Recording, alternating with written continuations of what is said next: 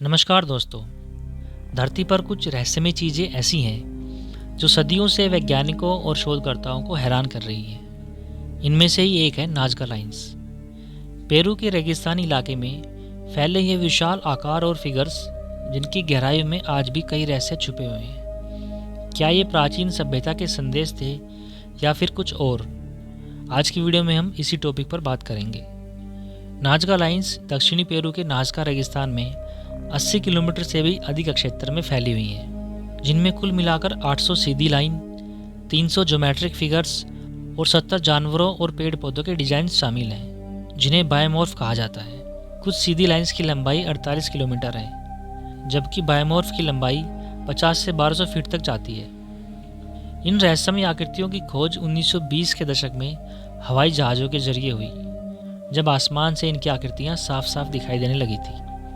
Nazca lines की आकृतियाँ काफ़ी अलग अलग और जटिल हैं। इनमें कई प्रकार के जानवर जैसे बंदर, पक्षी, मकड़ी और इंसान की आकृतियाँ भी शामिल हैं। सबसे इंटरेस्टिंग बात तो ये है कि इन विशाल आकृतियों को सिर्फ ऊपर से ही साफ साफ देखा जा सकता है, जो एक बड़ा सवाल खड़ा करता है कि प्राचीन नाज़का सभ्यता में ये आकृतियाँ कैसे बनाई गई होंगी, जबकि उस समय तो किसी उड़ने वाली चीज़ का आविष्कार भी नहीं हुआ था।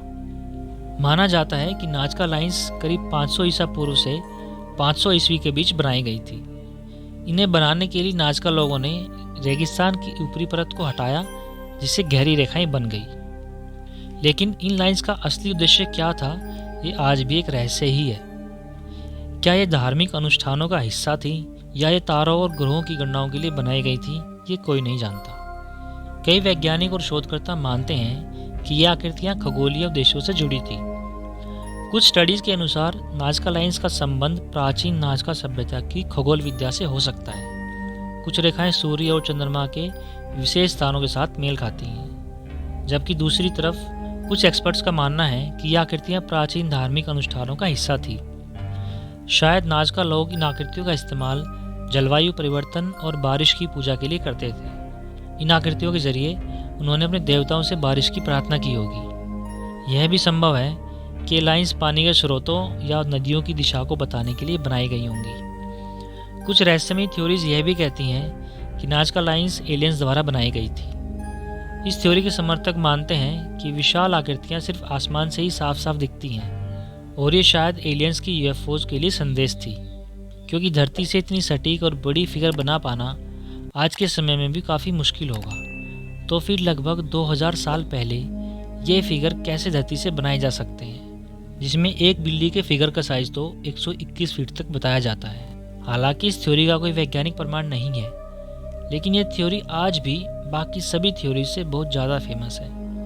और इसका कारण इन आकृतियों में सबसे प्रसिद्ध आकृति द एस्ट्रोनॉट का होना है, जो एक मानव के आकार में है और इसके बारे में कहा जाता है कि यह किसी अंतरिक्ष यात्री की तरह दिखता है जिसने स्पेस सूट पहना हुआ है।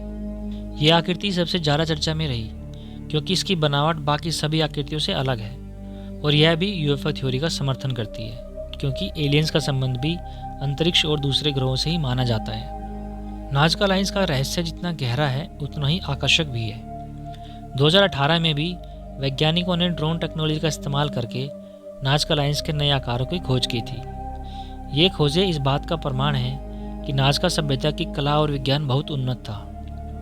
आज भी ये रेखाएं न केवल वैज्ञानिकों बल्कि टूरिस्ट को भी अपनी ओर खींचती हैं। हर साल लाखों लोग इन रहस्यमय आकृतियों को देखने के लिए यहाँ आते हैं।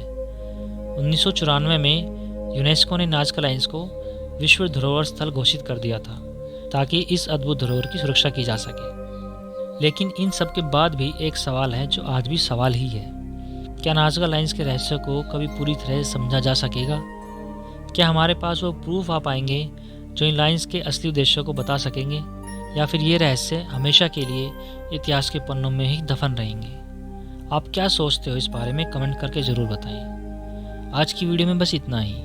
उम्मीद है आपको आज की वीडियो पसंद आई होगी। अगर पसंद आई हो तो वीडियो को लाइक और शेयर ज़रूर करें, और हमारे चैनल को भी सब्सक्राइब करना ना भूलें, ताकि मैं आपके लिए और ऐसे ही इंटरेस्टिंग वीडियोज़ लेकर आता रहूँ। धन्यवाद।